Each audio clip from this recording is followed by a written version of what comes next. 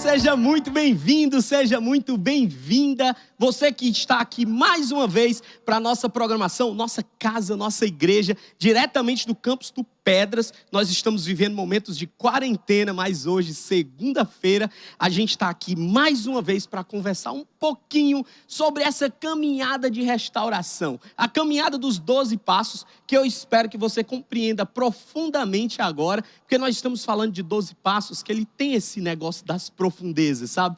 De você perceber aquilo que é mais profundo, de você notar aquilo que talvez até as descobertas, porque quando a gente começa a cavar, a gente acaba descobrindo um monte de coisas, né?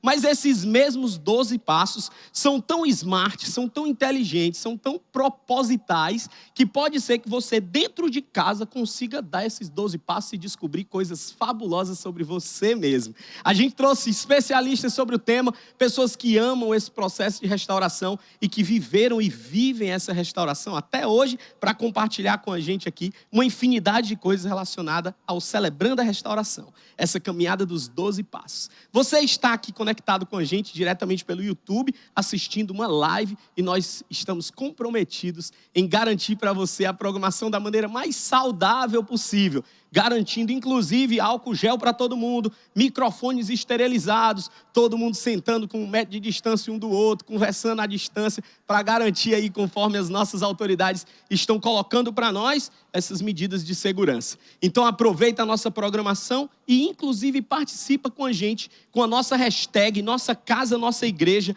É muito fácil. Você pode postar aí qualquer coisa que você está vivendo dentro de casa, no seu período de quarentena, e marcar essa hashtag aí que está no seu quadro agora. Então é assim, tira uma foto, estou vivendo um momento legal em casa, que tem a ver com viver o Evangelho, viver a Igreja de Jesus.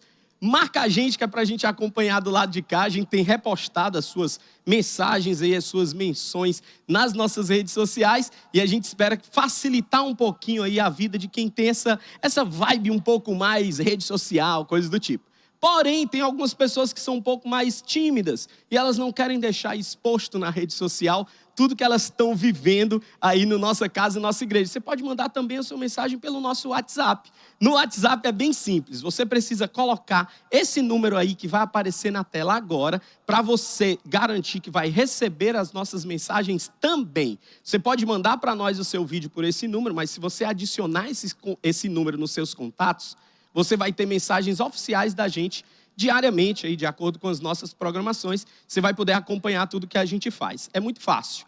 Coloca esse número, adiciona nos seus contatos e manda uma mensagem para esse WhatsApp dizendo: igreja, você faz parte dessa comunidade, né? Manda igreja e a gente vai colocar você numa lista de transmissão, que não é um grupo de WhatsApp. Fica super tranquilo, você não vai receber 552 mensagens de bom dia, porque afinal tem um monte de gente nessa lista de transmissão. Você não vai receber essas mensagens, porque essa mensagem, esse grupo, essa lista em particular, ela parte da gente aqui da Igreja Batista Central, para poder entregar para você especificamente informações que são originais, que são oficiais da nossa comunidade, tá certo? Então aproveita aí, porque nós temos um bate-papo muito legal durante toda essa semana. Todos os dias, de segunda a sexta, às 7h30 da noite, às 19h30, nós temos programação online aqui no YouTube para você. Então aproveita tudo que vai acontecer, porque hoje nós temos pessoas fantásticas para conversar sobre essa caminhada dos 12 passos. São pessoas que vivem essa restauração e a gente espera trazer profundidade nesse assunto aqui hoje, nessa noite, para você, tá certo? Gleice, seja muito bem-vinda. Bezerra, seja muito bem-vindo. Prazer gigantesco tê-los aqui. Nós vamos começar com um bate-papo sobre CR, mas tem muita gente que nos assiste e não está apropriado desse termo. O que é o Celebrando a Restauração? Como é que se inicia? O que é um treinamento? É uma capacitação? É uma jornada? É um estilo de vida? O que é o CR, hein?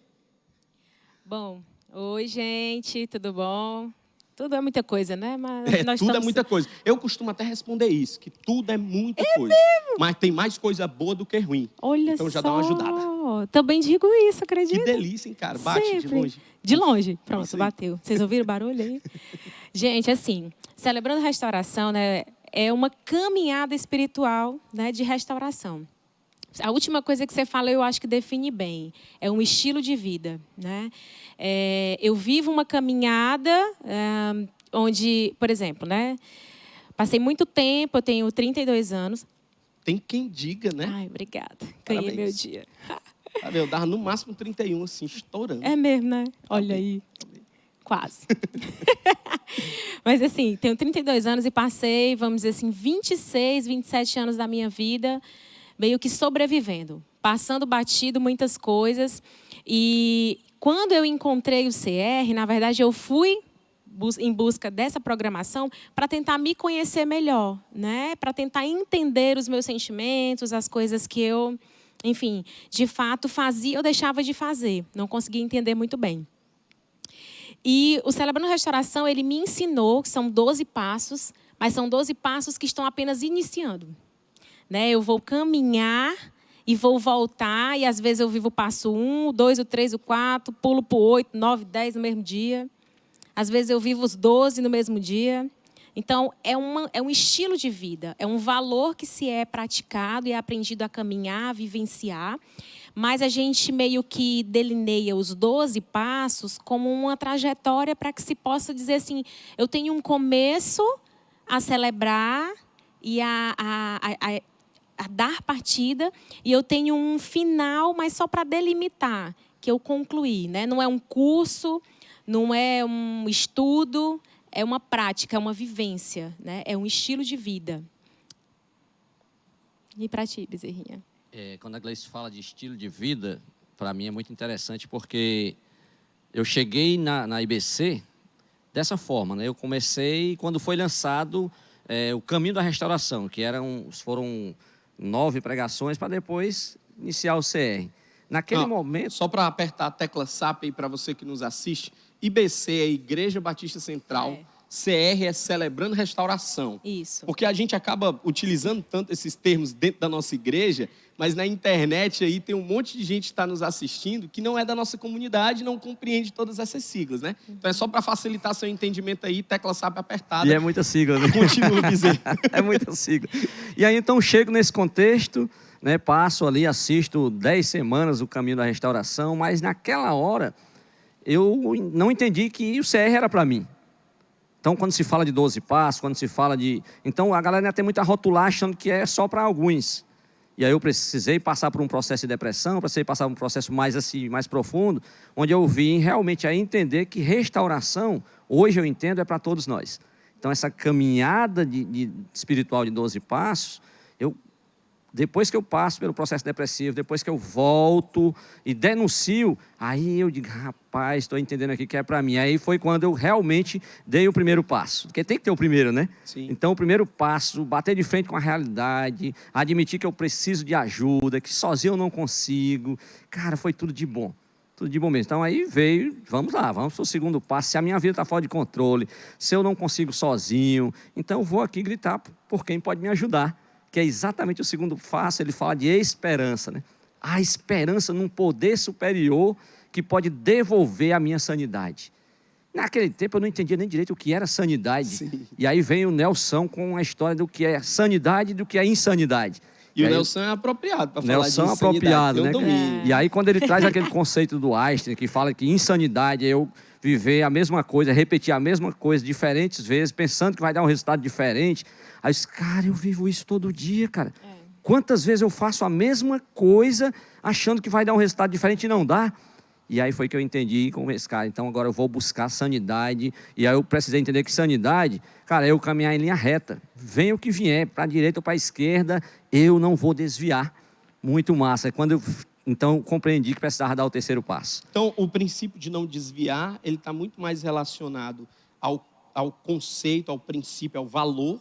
Eu não vou desviar do meu valor, não vou desviar a minha rota. Não é que eu vou ser intransigente de receber, sei lá, determinadas dificuldades da vida e eu vou permanecer turrão tentando a mesma coisa do mesmo jeito, porque isso é insanidade. É não desviar daquilo que é valor.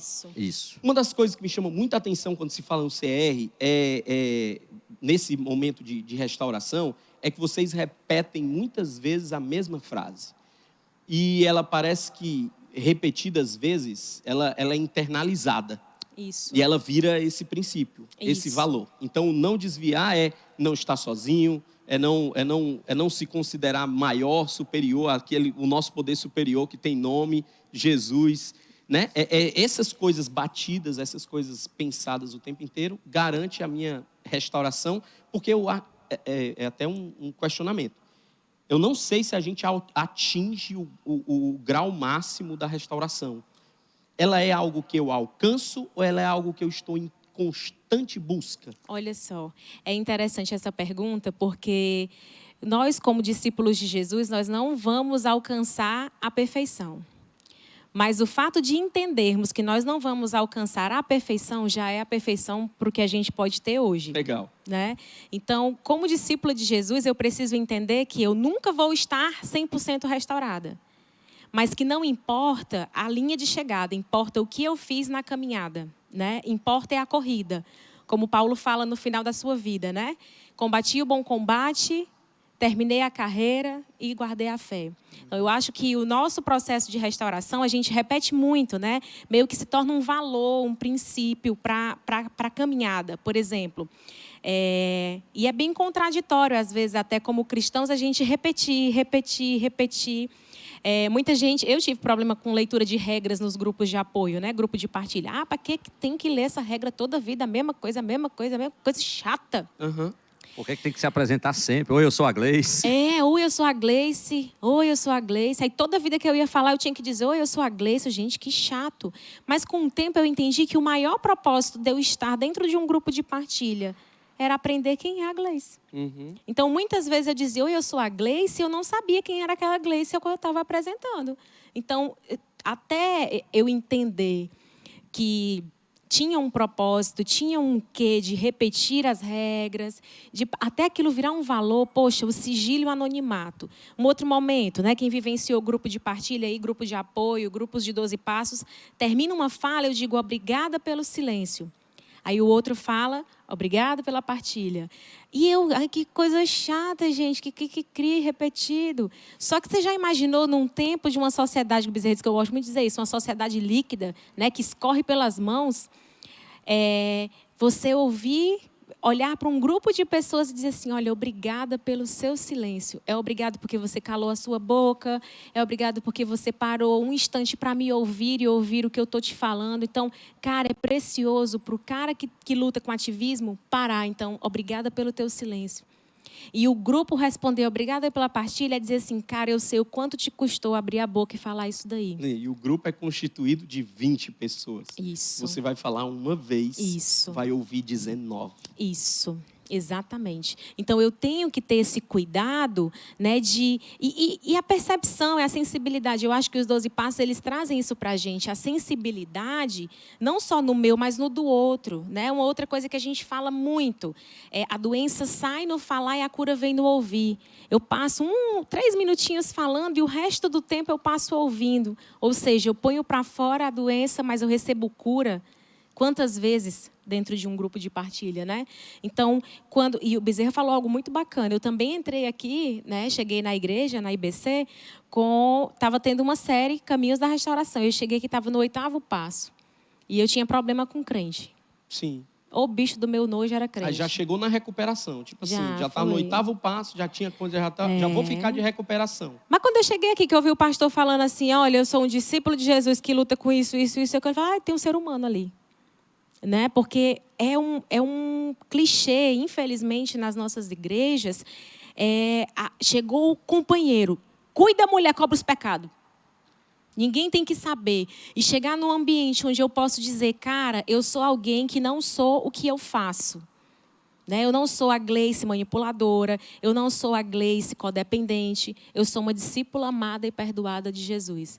Isso que luta contra essas coisas, né? Então, fazer de conta que não existe algo, não é não existir, não vai fazer aquilo não existir. Deixa eu fazer uma pergunta. O quanto é permitido, durante a vida, lutar contra o mesmo pecado? É só para desmantelar vocês aí. Não, tá ótimo, pode desmantelar. Eu gosto dessas perguntas meio doidas assim. Eu acho que no momento em que eu consigo parar de lutar com uma coisa... Né? Porque eu já lutei, eu descubro, eu saio da negação, eu admito que eu luto com esse problema. Aí eu esbarro no passo 2, que é justamente o passo da sanidade. Quantas vezes eu vou querer fazer a mesma coisa? Porque é um processo pessoal, sabe, Vadson? Uhum. Por mais que eu diga, eu vou cair aqui na intolerância. Aí daqui a 2 meses eu caio de novo na intolerância. Daqui a 5 meses eu caio de novo na intolerância. O intervalo está aumentando. Eu vou lutar com isso, mas eu vou, ao longo dessa caminhada, é meu papel pessoal identificar. Cara, eu já caí nisso tantas vezes. Quando eu estou consciente, eu meio que digo... Insanidade. Legal. Entende? Legal. Se eu não entendo a insanidade, eu volto para o passo 1, que é o passo da negação. Eu não estou reconhecendo que aquilo dali virou um problema para mim de novo. Então não quer dizer que se eu cair novamente, eu não estou em restauração. Não. Quer dizer que se eu cair novamente e não me perceber caindo, eu não estou em restauração. É assim? Eu volto para o passo 0. Porque é como se eu não tivesse admitindo que eu tenho um problema. Crescendo aí na minha jornada. Eu acho que o grande lance é exatamente isso. Ela falou do distanciamento, né? Eu luto na área da pornografia e eu caía diariamente. Cara, eu estou conseguindo distanciar, estou celebrando aqui. Não é que eu estou dizendo que agora eu vou... Não, estou distanciando, vou cair novamente. Mas, cara, eu consegui passar aqui 3 dias, não cair, então celebro e vou permanecer lutando, pedindo ali força. Cara, vou daqui uma semana, vou celebrar que estou uma semana limpa, um mês. E, para mim, o que eu gosto muito de 12 Passos é essa questão da palavra nunca. Se eu disser que nunca mais eu vou cair, cara, isso quando eu caio vem com um peso muito forte. Mas quando eu digo assim, usando o CR, cara, só por hoje eu não vou cair, eu tenho como celebrar no final, eu tenho como somar. Então, isso para mim é muito importante. E essa celebração das pequenas conquistas, ela tem um valor diferente, não tem? Ela tem um valor meio que... É como se eu tivesse, sei lá, com a sensação de, caramba, velho, eu tô ganhando, eu tô evoluindo, eu tô lindamente crescendo. Porque quando a gente coloca metas muito amplas, muito grandes, tipo, nunca eu vou e eu caio, é como se eu dissesse assim, putz, eu não tô no meu processo de restauração com dignidade, né? Então, só por hoje eu acho que é legal. A gente falou uma ruma de coisas relacionadas a passos. Resume pra gente aí, os 12 passos, como é que eles funcionam, como é essa jornada... Porque todas as vezes que eu repito e que eu percebo que estou na minha caminhada de restauração, parece que eu me fortifico de valores e eu me conheço mais. Isso. Eu me percebo mais. Resumo para nós aí, Bezerra. Vou tentar pegar aqui as palavras-chave de cada um deles. Pegando do início novamente. Primeiro é realidade, sair da negação, bater de frente com a realidade, né? O segundo passo é esperança. A esperança num poder superior que pode restituir. Né? Então vem o terceiro é onde eu abro mão das minhas vontades para fazer a vontade de Deus, porque fazer a minha é boa, mas traz consequências ruins, né? Enquanto, o que a palavra diz? Que a vontade de Deus ela é boa, perfeita e agradável. E aí chega o quarto, que é onde para esse momento que nós estamos vivenciando agora, gente, é crucial, é escrever o meu inventário moral, é olhar para trás, ver que eu pisei na bola, ver que eu acertei, mas que eu tenho uma história. E que tudo que aconteceu até aqui tem a ver com quem eu sou hoje, né? O quinto tem a ver com eu confessar aquilo que eu botei no quarto, que eu escrevi lá. Eu confesso para Deus, eu confesso para mim mesmo, confesso para uma outra pessoa que no CR a gente chama de padrinho ou madrinha. Eu admito quem eu sou. Mas Bezerra, mas Deus não já sabe de todos os seus pecados? Sabe, mas Ele quer que eu dê nome a cada um deles. O sexto e o sétimo caminham juntos. O sexto, eu estou pronto para que Deus possa remover as minhas falhas, né? O sexto, estou pronto para que Deus possa remover as minhas falhas. E o sétimo aqui é humildade. Eu me humilho diante de Deus, eu tiro o orgulho, eu deixo o orgulho de lado. E aí, passo 8 e 9 também caminham junto. No 8, eu faço uma relação das pessoas que eu feri, das pessoas que me feriram, para que no 9 eu tenha uma oportunidade de ir lá e pedir perdão, de ir lá e liberar perdão. Um passo complicado, mas Bezerra, liberar perdão é tão difícil, né? Mas guardar ressentimento é pior. Tem um autor que diz assim, guardar ressentimento é como se eu tomasse o veneno esperando que o Vlad morresse. Quem vai morrer sou eu, cara. O 10º passo, tá aí, pensa uma oportunidade, nós que estamos em casa agora, nesse período de quarentena, é avaliar Todo dia cara, onde foi que eu pisei na bola hoje? Onde foi que eu acertei? Rapaz, hoje eu pisei na bola com meu filho, com a minha esposa. Vou lá e peço perdão, vou lá e faço logo a reparação. Rapaz, hoje eu lavei a louça, cara. Hoje eu vou celebrar, que massa, vou continuar fazendo isso. Então, é um inventário moral diário. Eu me autoavaliar todos os dias. 11º, cara, sou eu e Deus. É relacionamento com Deus. Esse aqui é leitura da palavra, é meditação, é oração, é passo de crescimento mesmo. Sou eu e Deus aqui. E aí o 12º, esse sim, eu recebi de graça, eu fui curado, então agora é hora de passar adiante. Eu não posso ficar para mim. Então a palavra é muito clara, né? Dê de graça aquilo que recebeu de graça. Então o 12º passo é eu passar adiante, passo do serviço. Então aí um resumo breve de todos os passos. E sensacional, por sinal. Quer dizer que se eu trouxesse talvez para um espectro um pouco mais simplista, para eu não falar de todos os passos, do 1º ao 10º passo tem a ver com algo aqui dentro. Sou eu e eu mesmo e aquela confusão, aquele negócio todinho. Aqui, o 11º e o 12º tem a ver com transbordar. Tem a ver com aprendizagem, tem a ver com o que eu entendo e tem a ver com essa minha fala, serviço, apresentação. Talvez é por isso, Bezerra, que a gente vê muita gente na sociedade reclamando do estereótipo do crente, que é o cara que fala uma ruma de coisa e acaba não vivendo aquilo que ele fala. Inclusive, a gente tem na própria Bíblia o que muitos dirão Senhor, Senhor e não entrarão no reino dos céus, porque são capazes de conhecer a palavra, de proferir a palavra, mas de não demonstrar com a vida. Por isso que o processo do CR ele é tão profundo, porque os 10 passos têm a ver com escacaviar minha própria vida e só depois disso eu me esvaziar para aprender mais de Deus e poder transbordar desse amor? É assim que funciona mais ou menos? É isso mesmo. É como o salmista fala, né? Senhor, sonda o meu coração e vê se há algo de bom em mim, algo de ruim em mim, para que isso seja transformado, né? Então, a caminhada de restauração, os 12 passos, né? Eles são o start dessa caminhada e, vamos dizer assim, um termômetro. Né?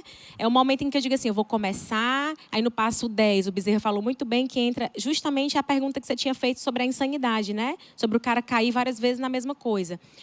No passo 10, eu vou fazer uma avaliação do meu dia. Eu posso fazer isso com um diário, escrevendo o que eu fiz, como eu me senti, o que me motivou. Por que eu gritei com as pessoas que caminham aqui, que estão no isolamento comigo, minha família? Porque eu estou lendo um livro maravilhoso que é O Surpreendente Propósito da Raiva. É uma coisa assim, que é de um cara que criou a comunicação não violenta.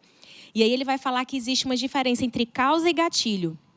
Né? Eu tenho a causa, é aquilo que me motiva lá dentro. Por exemplo, tu grita comigo, aí eu me iro e eu devolvo o grito contigo. Isso foi o gatilho. Certo? A causa é o que isso gerou em mim lá dentro. Ou seja, a minha autoestima foi afetada, eu me senti confrontada, entende? Então, o passo 10, ele me ajuda a fazer isso diariamente. Então, esses 12 passos me ajudam a cavar no fundo da minha alma e ver o que de fato é gatilho, o que é causa. Porque é muito fácil eu dizer assim, me estressei com a pessoa que está aqui na quarentena comigo. E dizer que a culpa foi dela. Eu não sou responsável pelo que você faz comigo, mas eu sou responsável pelo que eu faço com isso. Uhum. Né? Então, os 12 passos, eles me ajudam a ter uma sobriedade de dizer assim, cara, até aqui foi responsabilidade do outro. O outro me bateu, o outro me agrediu, mas o que eu vou fazer com isso é problema meu. Sim. É responsabilidade minha. E o perdão, por exemplo, o Bezerra falou do veneno que eu tomo para derrubar o Vladson. Né? O perdão, quando eu não dou, ele não faz mal para o outro. Ele faz mal para mim, quem passa a vida. E é o que é que me motiva a não perdoar? É o meu desejo de que aquilo não passe batido. De que aquilo seja justiçado, né? Sim, você se senso sente de justiça, né? Exatamente. Eu, por exemplo, passei muitos anos odiando a pessoa que me agrediu. Né? Só que um dia eu entendi, cara, o meu ódio está fazendo mal é a mim. Sim. Entende? E ter esse senso de justiça não necessariamente significa que está errado. Não. Ele só precisa, talvez, partir de uma causa correta. Exatamente. Boa. Exatamente. Bezerra, paz, aqui a gente tem uma dinâmica que é uma dinâmica muito simples, né? A gente vive esses momentos, conversa, escuta um pouco das pessoas e tudo mais, e você trouxe outra convidada para participar do nosso encontro aqui nessa nessa noite. Eu espero que você tenha respondido todas as coisas que para você eram pertinentes falar. Mas eu queria te dar um tempinho para você poder dar um recado para as pessoas que nos assistem aí em casa sobre como participar desse momento de CR, mesmo não conseguindo viver essas reuniões hoje. Como é que ela se mantém conectada? Tem alguém que ela pode se envolver, né? Quem são essas pessoas? Quem é esse time hoje que está de prontidão para viver de mão dada virtualmente falando, né? Assim, à distância. Fala um pouquinho para o pessoal de casa, porque a gente vai substituir você pela Marjorie, e aí para garantir as nossas medidas de segurança, né? Para não ficar todo mundo muito pertinho aqui, ela vai sentar no seu lugar aí, inclusive pode levar seu microfone, que ela já está com o microfone dela, para garantir aí o máximo de controle possível que a gente pode dar para esse negócio. E aí, na medida que você sair, a gente vai fazer aquela mágica que a televisão proporciona, que aí vem aqui a técnica gigante, álcool, tal, não sei o quê, para você poder sair, a Marjorie sentar no seu lugar. Fala aí para o pessoal de casa, como é que se mantém conectado, como é que vive esse momento de CR diante de uma situação dessa de quarentena. É o que tem uma palavra do CR que a gente sempre fala que o CR não para. E ele realmente não parou até hoje. Então, nesse momento de quarentena, a gente tem aí várias ferramentas. A gente tem um parceiro de prestação de conta, a gente tem um padrinho, a gente tem aí aquela pessoa que caminha com você num grupo de apoio já há um certo tempo, que você pode estar ligando para essa pessoa, você pode estar compartilhando, está com uma dificuldade, pai, estou quase caindo, liga para aquela pessoa, né? A gente tem as ferramentas do CR, nós estamos indicando aí filmes, nós estamos indicando vídeos, livros, tem a live do CR na quarta-feira, nós estamos cuidando diretamente aí com os líderes de grupo de apoio, estamos tendo reuniões semanais, então você líder de grupo de apoio, de passos, não fique sozinho, nós estamos aqui para lhe acolher, para conversar com você durante a semana, e você aí em todo o Brasil, todo mundo onde estiver nos ouvindo, o CR não para e nós não paramos, então estamos aqui para lhe acolher também. Então se você realmente tem dúvida, quer conversar um pouquinho com a gente, quer desabafar, quer abrir o coração, nós estamos aqui para lhe acolher. Entra lá nos nossos canais, entra lá nas nossas redes sociais, que nós vamos estar aqui pronto para lhe acolher também. Muito bom, Bezerra. Muitíssimo obrigado. Você aí de casa deve estar percebendo que nós temos uma realidade hoje, que é uma realidade de programação toda hora.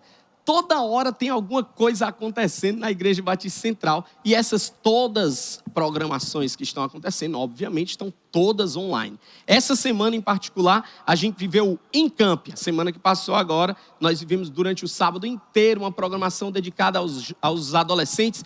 Lá em casa eu tenho duas, por sinal, foi a confusão o dia todinho, corre para um lado, corre para o outro, gravamos vídeo, mandamos vídeo do coronavírus, todo mundo foi divertidíssimo, foi muito legal viver aquela experiência. Nós vivemos um acampamento dentro de casa, lá em casa são duas, mas eram vários adolescentes na mesma live, conversando paralelamente, foi o dia inteiro de celular, mas curiosamente, com uma programação legal envolvendo o celular, ou seja, não se distancie da tecnologia, em especial nesse momento agora, porque esse momento agora talvez a tecnologia traga as soluções que a gente precisa viver. Inclusive nós temos durante esse tempo agora uma programação que vai estar dedicada aos pequenininhos. O Geração Futuro está organizando uma programação muito, muito interessante para você viver com seus pequenos aí dentro de casa. É muito simples para você participar.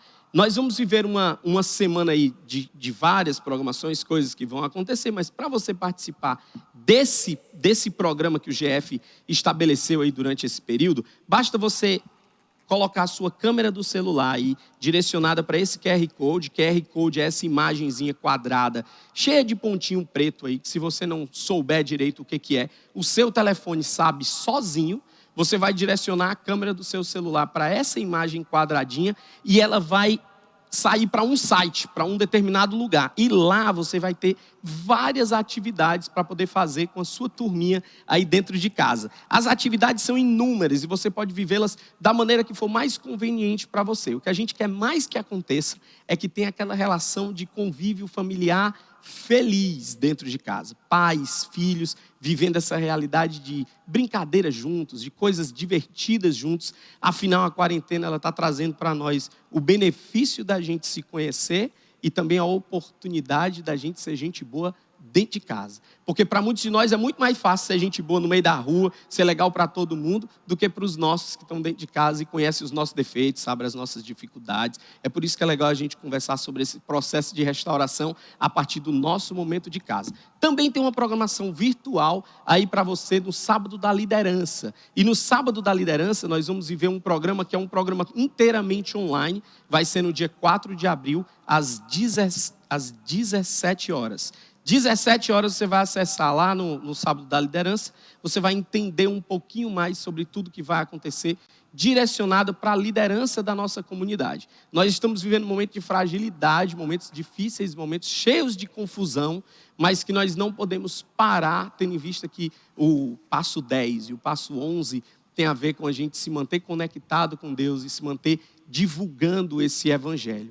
E essa divulgação, ela não tem exclusividade sobre aquilo que eu falo, muito mais sobre aquilo que eu vivo. E para falar um pouquinho sobre aquilo que eu vivo, a gente trouxe a Marjorie para conversar um pouquinho com a gente sobre como é essa realidade de viver essa... Nós temos muitas pessoas com codependência emocional. E codependência emocional é um termo muito utilizado hoje, ou muito falado, mas talvez pouco compreendido. O que é uma codependência emocional, Marjorie? Oi, Vladson. Realmente, eu falo que codependência passa por 4 padrões. Vamos explicar aí a codependência como 4 padrões de comportamento. A pessoa apresenta um padrão de negação, onde ela não conhece os seus sentimentos, é o sentimento do outro.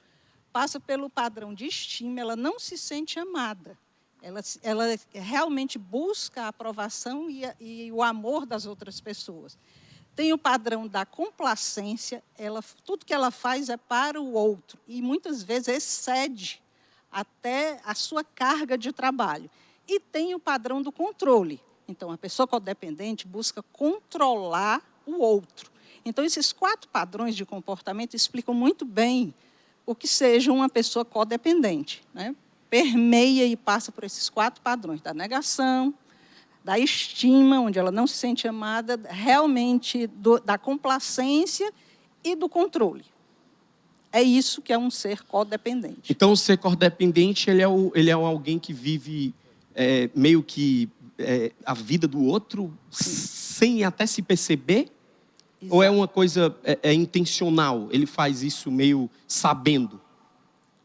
Isso tem muito a ver com a história de vida dele, né? Tem muito a ver muito mais aí com as questões dele não se sentir amado, né? Vamos dizer, a marca é muito mais desse amor, da estima, da história de vida que permeia esses outros comportamentos, onde o outro passa a ser muito mais importante do que eu sinto, do que a minha identidade. Então, ele vive mais em função do outro. Isso mesmo que você comentou. A pessoa nem percebe, né, que está Tá, acho que o microfone dela traz aquele limpo para nós aqui. Obrigado.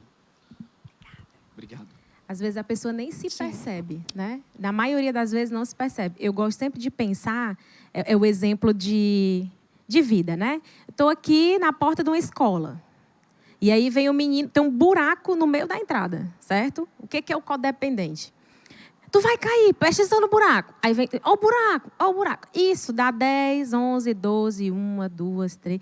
E ele está lá, ó o buraco, menino, ó o buraco. O codependente, ele é aquela pessoa que precisa dizer para o outro o caminho, né? Olha, que cuidado e tal. E ele não vive a vida dele, nem deixa o outro ter as próprias decisões. Né? Eu digo isso porque eu luto com a codependência. Então, é muito difícil perceber... Não é maldade. Não é maldade, é até, cuidado. às vezes, um senso de cuidado exagerado. Parece altruísmo. A pessoa não percebe que é codependente porque ela acha que ela é altruísta. Só que o que acontece? Se, às vezes, a pessoa precisar cair no buraco para entender que tinha um buraco... Tem um poema que eu ouvi até no Retiro Ser Novo, que é uma programação aqui da IBC, da igreja, que foi a Estela que falou. Biografia em 5 capítulos. Aí eu vou parafrasear, né? Primeiro capítulo, eu ando pela rua, há um buraco fundo na calçada, eu não vejo o buraco, eu caio nele e levo um tempão para eu sair desse buraco. Capítulo 2, ando pela mesma rua, há um buraco fundo na calçada, eu vejo, mas ainda assim eu caio e levo um tempão para eu sair desse buraco. Capítulo 3, ando pela mesma rua, há um buraco fundo na calçada, caio no buraco, mas saio imediatamente porque eu percebo que eu caí, que eu podia ter feito algo diferente. Capítulo 4, ando pela mesma rua, há um buraco fundo na calçada, eu dou a volta. Capítulo 5, ando por outra rua. Então, às vezes, o codependente tem dificuldade de entender que a pessoa precisa cair no buraco, quantas vezes for necessário ela cair, para que ela tome as próprias decisões e as próprias percepções. Né? Então, é uma cadeia para a pessoa e é uma cadeia para as pessoas que estão à sua volta. Salomão considerava que sabedoria é você perceber o erro nos outros para não precisar ter que cair para poder perceber. Então, sabedoria é algo que tem a ver comigo e não com alguém me orientando. Isso. Né? Quando alguém me orienta, tem muito mais aquele lance, eu não estou convencido, mas eu fui alertado, então eu vou tomar as medidas possíveis aqui. Sabedoria tem a ver com andar na outra rua, perceber esse negócio e dizer assim, rapaz, já vi esse negócio, essa cena aí. O Bezerra foi muito feliz com a frase de Einstein, falando que a insanidade é viver a mesma coisa do mesmo jeito e esperar resultados diferentes, né? Se eu tenho essa mesma capacidade de dar a volta ou de até ir para outra rua, eu sou uma pessoa considerada sábia. Mas a codependência, como você mesmo disse, ela é meio automática. Eu não me esforço para ser codependente. Só que isso tem uma rebordosa. Por exemplo, a pessoa ela é afetada com essa codependência emocional. Como é que o ser humano é afetado por essa codependência? Eu imagino, e usando essa metáfora, o codependente, e você pode ser um codependente que está nos assistindo, né? E assim, percebendo que você não é o salvador das pessoas e de ninguém, nem da sua família, nem do seu pai, nem do seu filho. Então, isso gera um estresse imenso. A pessoa ela não relaxa, porque ela quer ser a salvadora do filho, do marido, do pai. Então, isso consome a energia. Enquanto que ela não tem energia para ela mesma. Então, ela vive para o outro. Então, isso gera, Flávio, um estresse imenso, um consumo de energia. Né? Ela fica realmente por conta dessa tensão então, de que ela é a salvadora. Então, tem uma exaustão aí da pessoa meio que tentando controlar a vida dos outros. Mesmo que com a intenção extremamente positiva, ela acaba meio que envelhecendo. Não tenha dúvida. Porque ela praticamente ela vive o outro, ela quer dar conta de tudo do outro. Então, é quase como ela nem é chamada para dar opinião, e ela dá opinião, quase como se fosse uma imposição do que ela acha que é o bem para o outro. Não deixa nem o outro se perceber. Então, isso gera esse estresse, essa exaustão para ela, codependente, sendo codependente, e para o outro também. E é curioso, porque isso pode afetar qualquer pessoa em qualquer circunstância. Um profissional da saúde codependente é um problema, porque a pessoa vai sofrer e se consumir todas as vezes em que ela tiver que lidar com uma situação tensa. Né? Então, assim, o codependente, ele... E aí eu vou falar por mim, né? A Marjorie falou muito bem. Dá uma exaustão, mas isso daí é uma coisa que é uma falta de identidade, de autopercepção, de autoentendimento, de autoconhecimento. E muitas vezes isso vem da história. Né? Às vezes é motivado por uma culpa. Por exemplo, a codependência que eu desenvolvi motivado pela culpa. Eu fui um adolescente hardcore punk, Jason versus Fred, entendeu? Sim. Pense. Eu sei como é. Eu passei muitos anos assim, eu não vou ter um filho, não. Deus me livre de ter um filho que nem eu, misericórdia, está amarrado, em nome de Jesus. Né? E assim, eu olhava e dizia assim, gente, eu fui uma adolescente que deu muita dor de cabeça. Engraçado é que quem olha pra ti não imagina. Porque se colocar uma auréola, tu é tipo um anjinho assim, tá ligado? Tu tem cara de... Eu imagino Ai, como gente, era, que eu te conheço gente, de perto, então eu sei. Não, gente, eu não era gente, assim, né? Seria. Atrevida, rebelde, assim, eu ainda sou, mas em processo de restauração deu uma amenizada, né? Mas eu falava assim, e aí o que aconteceu? Quando eu entendi o peso das coisas que eu fiz, né? Poxa, aí eu me senti uma miserável, né? Poxa, eu sou uma desgraçada, eu não mereço amor.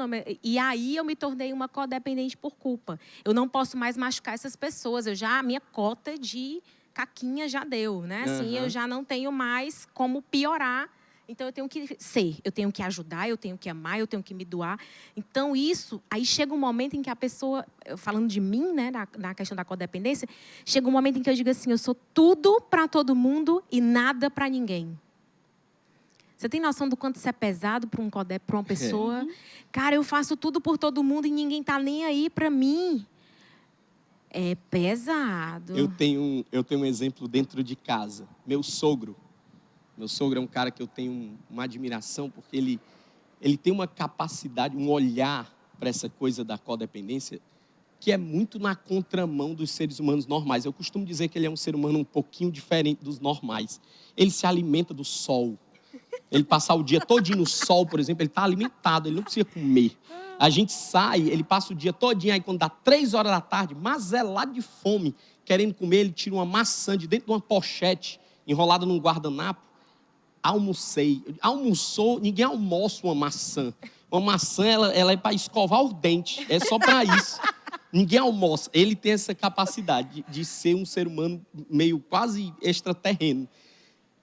E essa capacidade que ele tem faz com que ele lide com essa codependência emocional de um jeito muito curioso. Eu já tive momentos dentro de casa, né, com a filha dele, e de ter situações e tudo mais, chegar lá para ele e dizer, pastor, eu não quis lhe decepcionar com tudo isso que aconteceu, dada a minha incapacidade e tal, essa coisa toda, não sei o quê. Aí ele, toda a vida, ele me responde um negócio que é, sabe aquela... Porque tem gente que leva rasteira numa conversa. Ele não dá rasteira. Ele dá voadora no meio dos peitos. Prá! É aquela voadora que vai mesmo na pleura. Aí ele diz assim, não, Vlad, fica tranquilo, cara. Eu não me decepcionei contigo, não. Eu já esperava que algo ruim ia acontecer. Porque ser humano. Ser humano. Sim. Eu não me decepcionei com você. E eu acho essa fala, toda vida que ele fala a primeira vez, eu digo assim, Eras, meu irmão, queria pelo menos que tivesse se decepcionado, né? Porque é como se você se desse importância para a pessoa. Mas quando ele fala, tranquilo, cara, eu não esperava algo diferente. Assim, o diferente, o que eu celebro, o que eu valorizo, é quando você acerta. E aí viver essa coisa da codependência, ela tanto afeta quem é o codependente, como afeta também o outro. Uhum. Como é que afeta o outro, hein? Olha, eu imagino o codependente gera conflitos, exatamente por ele não respeitar e dar voz ao outro, fazer as suas decisões. Ele, codependente, quer dizer o que ele deve fazer. E essa imposição gera esse conflito, Vlad. Imagine o codependente lidando com o marido do que ele tem que fazer, porque o codependente acredita que a felicidade, a sabedoria está no que ele está enxergando e o outro tem que fazer. Então, você imagina esse conflito para o marido e quem tem os filhos. Os filhos têm que vestir e fazer determinadas coisas que o codependente está vendo e não deixar com que o outro descubra. Então, essa relação dele com o outro só tem conflito.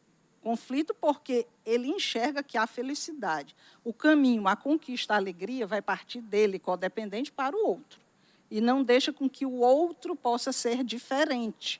E o marido pode ter uma visão diferente daquela situação. E gera o conflito porque não, tem que ser da forma como o codependente está enxergando. Então, é uma percepção que somente a dela é verdadeira.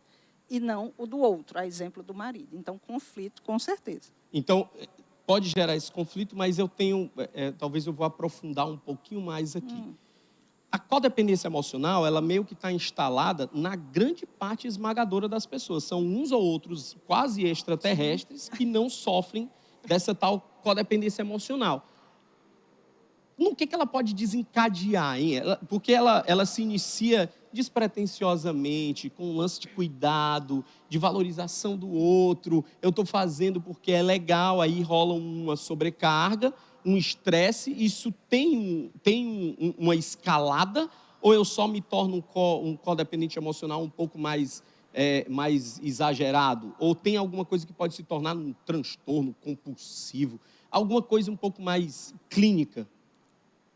Não, eu não tenho dúvida. Aí, no mínimo, esse controle, né, o transtorno obsessivo-compulsivo, seja de coisas, sejam de pessoas, é uma patologia, é uma doença, é o famoso TOC, isso que a Gleice está falando.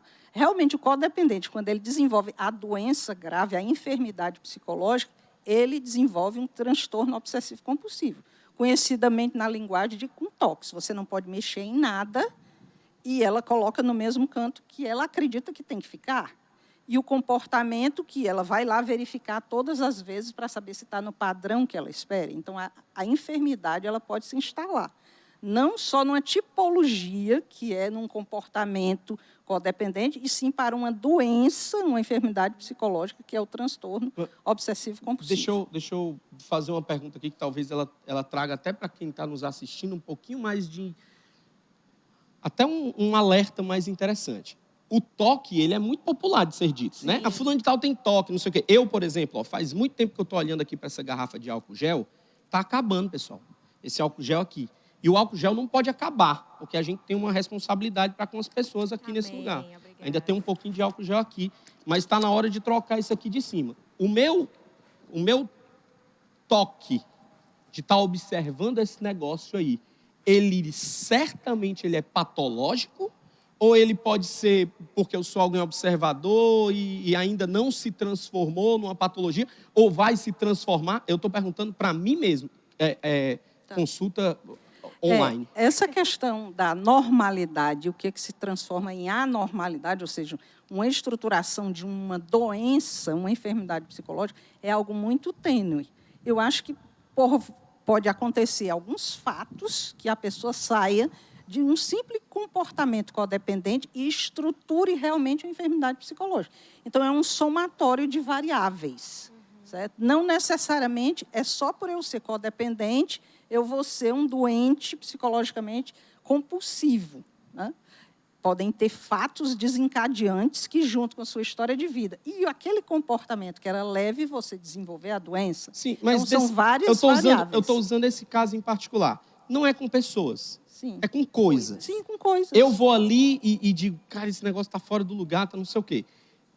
Eu gostar de ver as coisas organizadas, não necessariamente é um toque. Sim. Mas Sim. se eu for exagerado nisso, for, como você mesmo disse, né? Vou lá, confiro várias vezes e tal, porque eu já ouvi testemunho de pessoas que têm toque com trancar a porta da casa, por exemplo. Verificar. O cara trancar a porta da casa e voltar para testar ver se a porta está trancada 2, 3 vezes.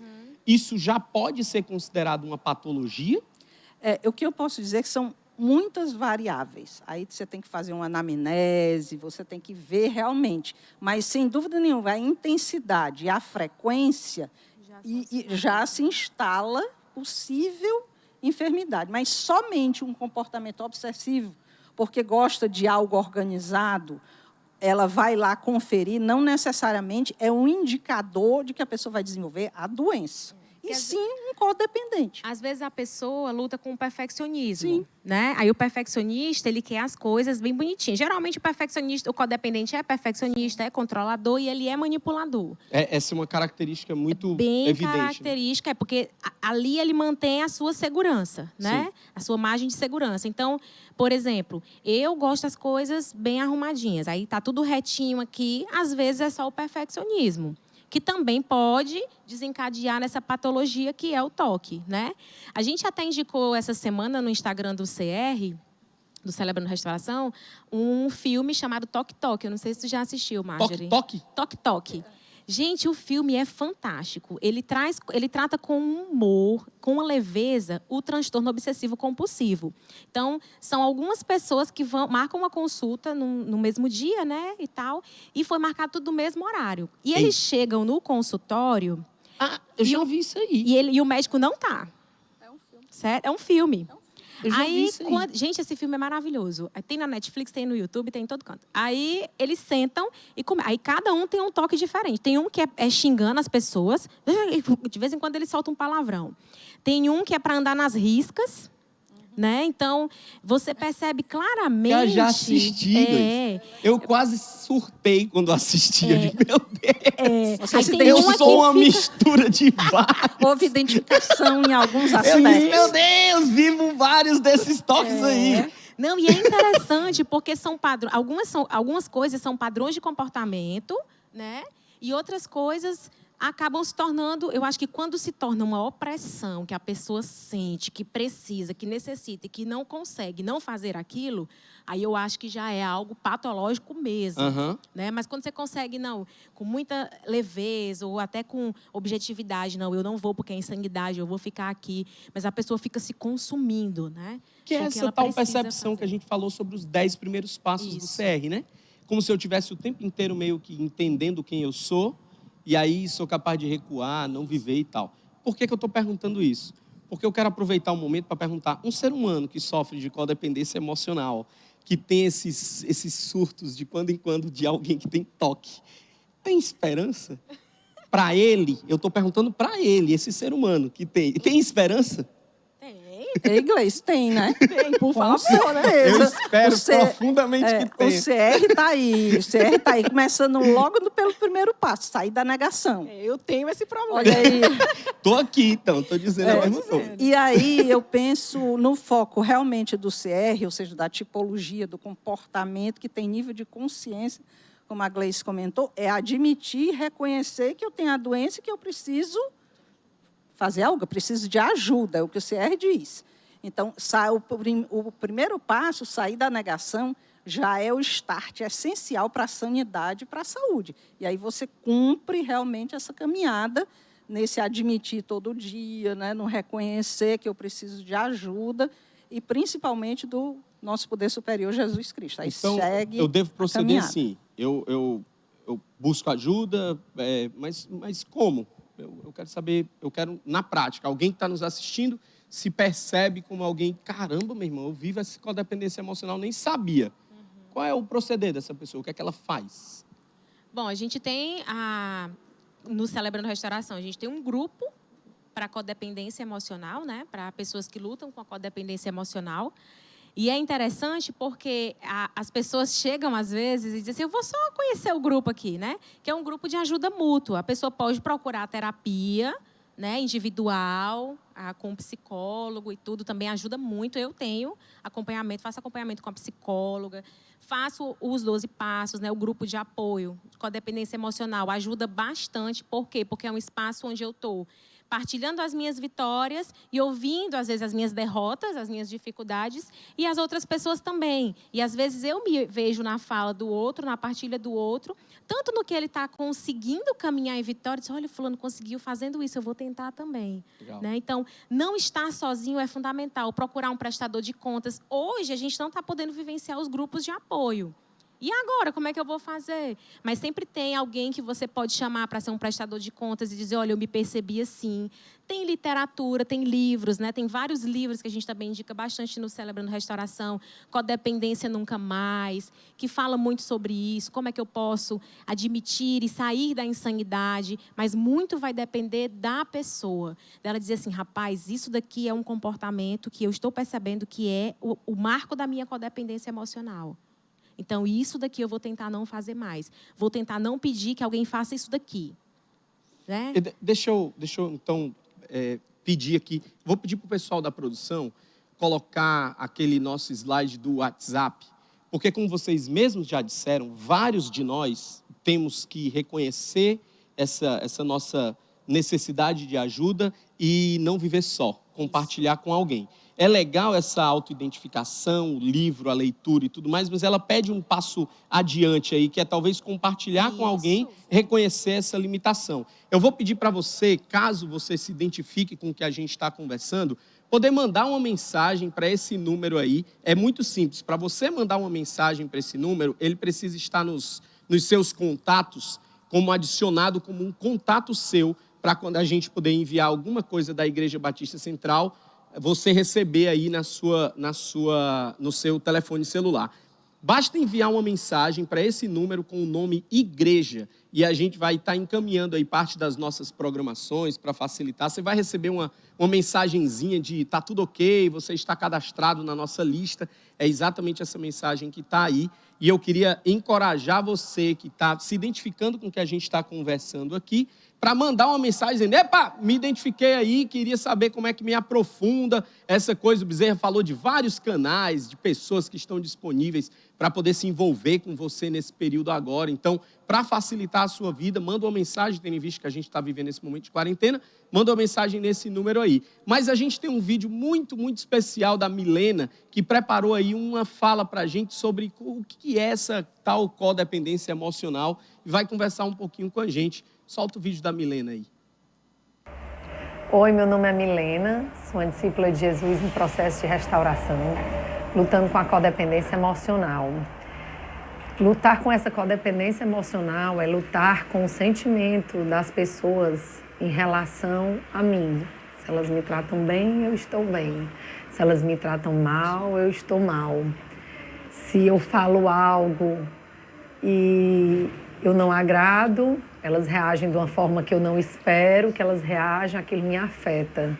Mas também, se eu falar algo, ou fizer algo, ou dizer algo, né, que agrada e elas corresponderem de forma positiva, aquilo ali me deixa bem. Ou seja, eu estou sempre muito vulnerável àquilo que as pessoas acham ou pensam sobre mim e do que eu falo, do que eu faço.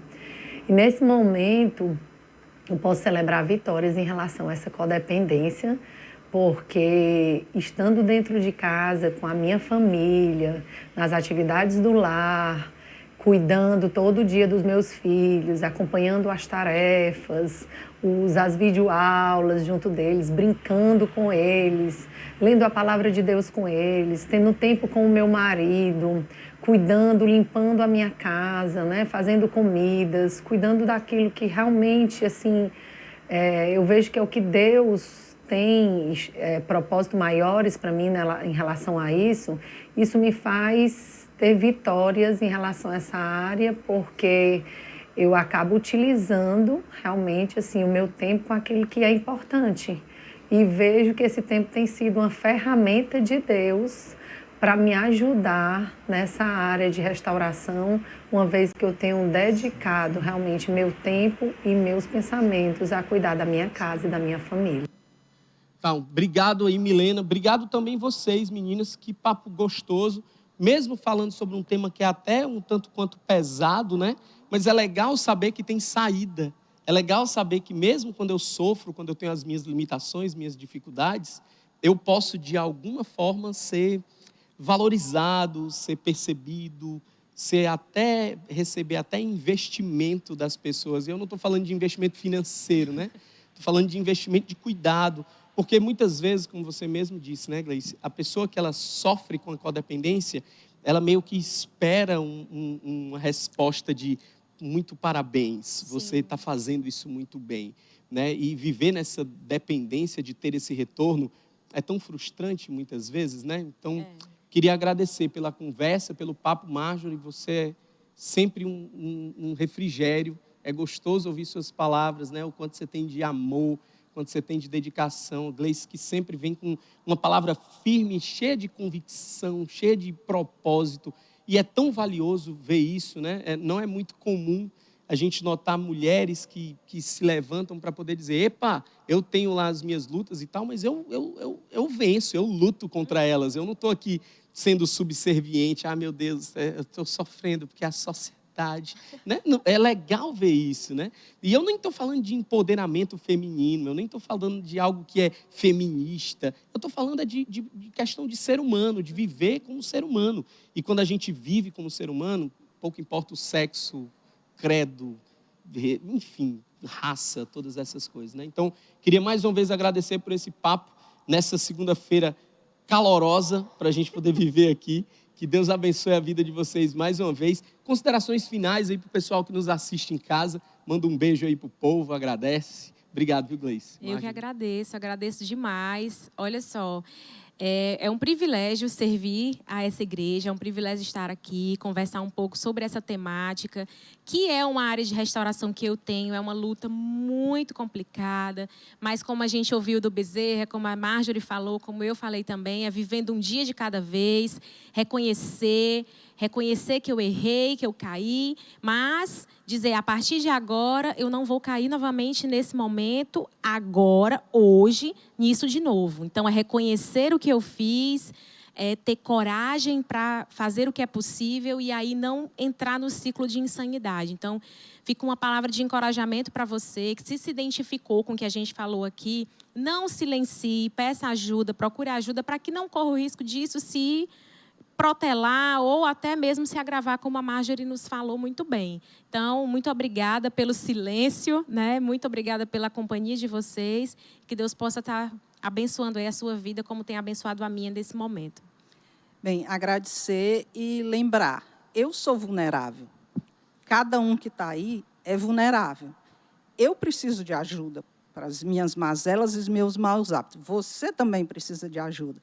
Eu chamo aqueles codependentes, aqueles que estão precisando de ajuda. O Celebrando Restauração é um programa para vulneráveis, pessoas que estão precisando de ajuda, assim como eu, como cada um que está aqui nos assistindo. Então, é um prazer viver um dia de cada vez. Nas segundas-feiras, quando voltarmos, e aqui online, você é nosso convidado para estar conosco sempre. Saúde para todos e obrigada mais uma vez de estar aqui com vocês e pelo silêncio. É isso aí, então muitíssimo obrigado para todos os vulneráveis que nos assistem, obrigado porque vocês conseguem assistir pessoas também vulneráveis falando sobre temas que são diversos hoje, codependência emocional. Obrigado para cada um de vocês que dispensou aí um pouquinho de tempo para viver essa jornada dos 12 passos com a gente aqui. Que Deus abençoe, a semana está só começando às 19h30, às 19h30, é isso mesmo. 19h30 às 20h30, nós temos programações aqui durante toda a semana, de segunda a sexta. Então, continua conectado com a gente, manda pra gente aí os seus comentários, diz o que você achou. Se você tem essa necessidade de conversar com alguém, manda um WhatsApp pra gente, vai ser muito bom trocar essas informações aí, mesmo em período de quarentena. É bom porque a gente tem até coisa para fazer, que venhamos e convenhamos, tempo é o que não nos falta agora. Então, que Deus abençoe e uma ótima semana para todos vocês. Valeu! Você acabou de assistir uma programação produzida pela Igreja Batista Central de Fortaleza.